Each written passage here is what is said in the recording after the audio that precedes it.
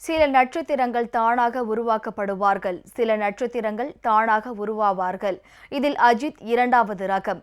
எந்த பின்புலமும் இல்லாமல் தன் திறமை, உழைப்பு, நம்பிக்கை இவற்றை மட்டும் மூலதனமாக கொண்டு தென்னிந்திய சினிமாவில் கொடிகட்டி பறக்கும் தல அஜித் பற்றிய ஒரு சிறப்பு செய்தி தொகுப்பை தற்போது காணலாம். என் வாழ்க்கையில ஒவ்வொரு நாளும் ஒவ்வொரு நிமிஷமும் ஒவ்வொரு நொடியும் நான் செதுக்குனதுடா.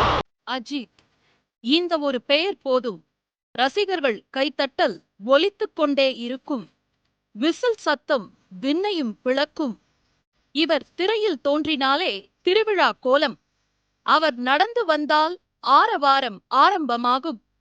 தலைவன் அல்ல இவர், கோடிக்கணக்கான ரசிகர்களின் ரசிகன். தன்னம்பிக்கை கொண்ட தனித்துவமானவர். தன்னடக்கத்தை தன்னகத்தே கொண்டவர். தனி வழியில் செல்பவர். விளம்பரம் தேடா வினோதமானவர். ஆடம்பரம் இல்லா அட்டகாசமானவர். அடுக்கடுக்கான தோல்வி கண்டு துவலா வீரமானவர். வெற்றிக்கே முகவரி தந்த வித்தகர். தலைகணம் இல்லா தலையாய் திகழ்பவர். ரசிகர்கள் கொண்டாடும் கிரீடமாய் ஜொலிப்பவர். ஆம், தல புகழின் உச்சிக்கு வானம்தான் எல்லை. லட்சோப லட்சம் ரசிகர்களை மட்டுமல்ல, திரையுலகினரையும் கவர்ந்த காதல் மன்னன். அஜித்தின் திரையுலக பயணம் வேகமல்ல, விவேகம். அஜித் குமார் இந்தியாவின் ஹைதராபாத் நகரில் தமிழ் தந்தைக்கும் சிந்தி தாய்க்கும் மே 1, 1971 ஆண்டு இரண்டாவது மகனாக பிறந்தார். சென்னையில் உள்ள 1000 விளக்கு பகுதியில் இருக்கும் ஆசான் மெமோரியல் உயர்நிலைப் பள்ளியில் தனது பள்ளி படிப்பை தொடங்கிய அவர் படிப்பின் மீது பற்றற்றவராகவே காணப்பட்டார். இதனால் 1986 தனது உயர்நிலை கல்வியை தொடங்குவதற்கு முன்பே பெற்றோர்களின் விருப்பத்தையும் எதிர்த்து தனது பள்ளி படிப்பை நிறுத்தி கொண்டார். தனது பள்ளி படிப்பை பாதியிலேயே கைவிட்ட அவர் ஒரு 2 சக்கர பைக் மெக்கானிக்காக பணியில் சேர்ந்தார். பைக், கார் ஓட்டுவதில் அதிக ஆர்வம் காட்டிய அவர் தானாகவே அவற்றை ஓட்ட கற்றுக்கொண்டு அதற்கான உரிமத்தையும் பெற்றார்.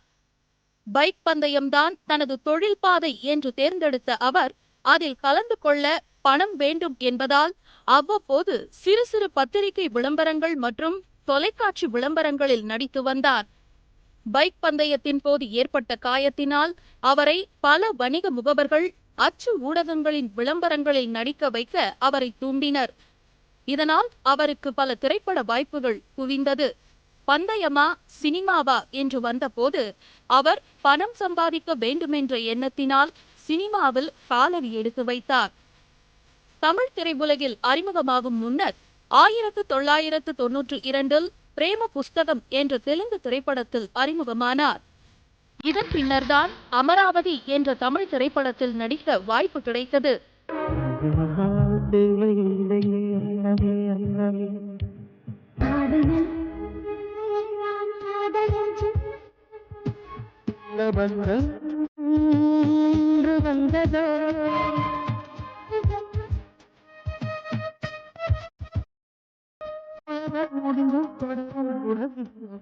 முதல் படம் வெற்றி இல்லை. அடுத்த ஆண்டில் பாசமலர்கள், பவித்ரா, ராஜாவின் பார்வையிலே ஆகிய திரைப்படங்களில் நடித்தார். ஆனால் 1995 வெளியான 1999 ஆண்டில் சரணின் அமர்க்களம் என்ற படத்தில் நடிகை ஷாலினியுடன் இணைந்து நடித்த போது ஷாலினி மீது அவர் காதல் வயப்பட்டதால் அவரிடம் தனது காதலை தெரிவித்தார். ஷாலினியும் இதற்கு ஒப்புக்கொண்டதால் இரு வீட்டார் சம்மதத்துடன் இருவரும் ஏப்ரல் மாதம் 2000 ஆண்டில் சென்னையில் இருமத முறைப்படி திருமண பந்தத்தில் இணைந்தனர்.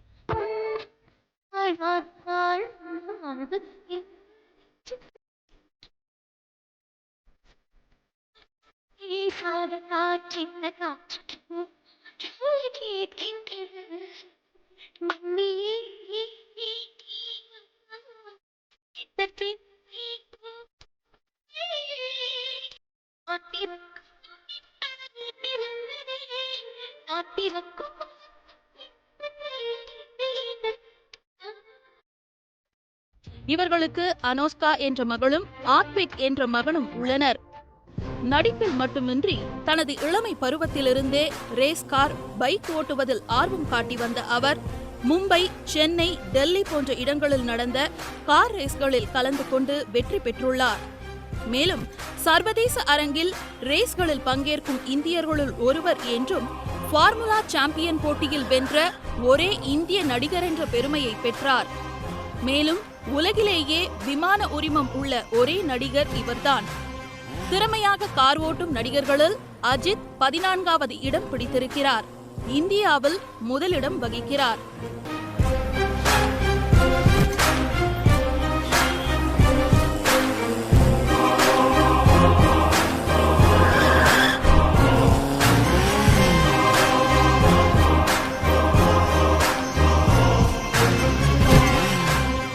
தென்னிந்திய சினிமாவில் கொடிக்கட்டி பறந்தாலும், இவரது புகழ் உலகம் முழுவதும் பரவினாலும், தன்னம்பிக்கை, தன்னடக்கம், உழைப்பை மட்டுமே தாரக மந்திரமாக கொண்ட அஜித் மே 1ஆம் தேதியான இன்று பிறந்த நாள் கொண்டாடி வரும் நிலையில், அவர் மட்டுமன்றி நாங்கள் நடிகனின் ரசிகர்கள் அல்ல, ஒரு நல்ல மனிதனின் ரசிகர்கள் என அவரது ரசிகர்களும் அவரது பிறந்த நாளை கொண்டாடி வருகின்றனர். தலை இருக்கும் போது வாழாடக்கூடாது. தலை நீ ஆடு தலை. பத்தி குச்சி பத்தி காதுடா, யாரும் வந்து வர சர வரையில பம்பு தும்பு வச்சிக்காதடா, யாரும் ஒன்ன புசுப்புற வரையில ஈர்ப்பூச்சியாய் இல்லாம நீ தீக்குச்சியாயிருடா, உள்ளே ஒரு உஷ்ணம் வந்தா உன் வாழ்வில் வெளிச்சம் வரும். ஜெயா பிளஸ் செய்திகளுக்காக சிவசங்கரி போஸ். யாரும் வந்து வர சர வரையில பம்பு துண்டு வச்சிக்காதடா, யாரும் வந்த புசுப்புற வரையில